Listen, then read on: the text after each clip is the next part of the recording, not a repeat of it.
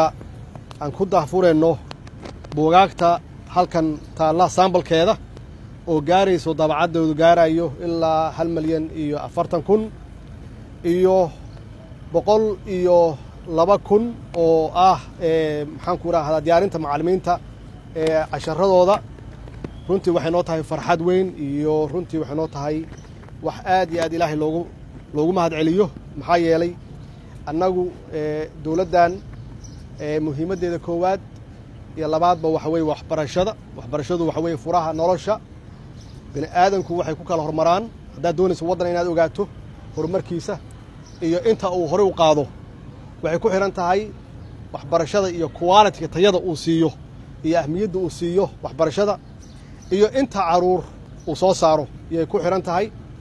xaqiiqatanna runtii sidaa aad sheegtay 3 sano hadda ugu dambeysay waxaan la wareegnay 24 iskuul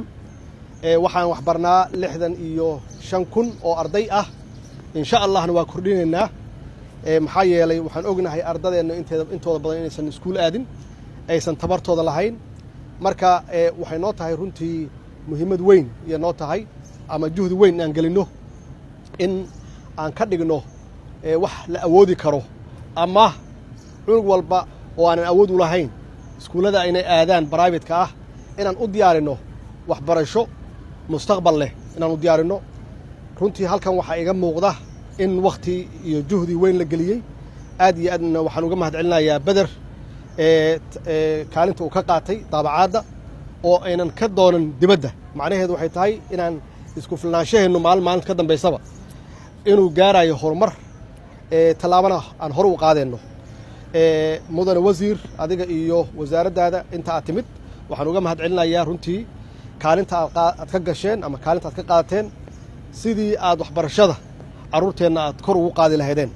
marka waxa kaliya aan ku horumari karno ama aan dalkeena hor ugu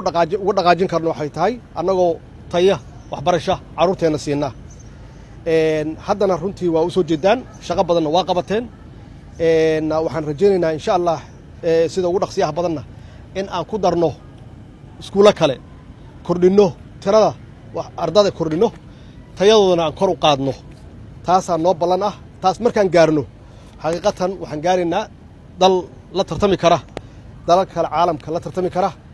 oo si degdeg ah aan maxaan ku raahdo ula jaan qaadi karno annagoo og dadkeenu inay yihiin dad talented ah ilaahay siiyey hibo siiyey dhinac walbaba marka haddii aan siino fursaddan ama toolska aan siino ardadeenna inay noqon karaan arday ama dad dalkooda wax tara horumarkiisa iyo dhismihiisana ka shaqeeya insha Allah waa ku garab taagannahay hadday tahay dhaqaale hadday tahay dhiirigelin ku garab taagannahay maxaa yeelay waxaan garab taagannahay inaan ardadeenna tayeenno waxaan garab taagannahay ardadeenna inaan siino mustaqbal wanaagsan inaan siino ardadeenna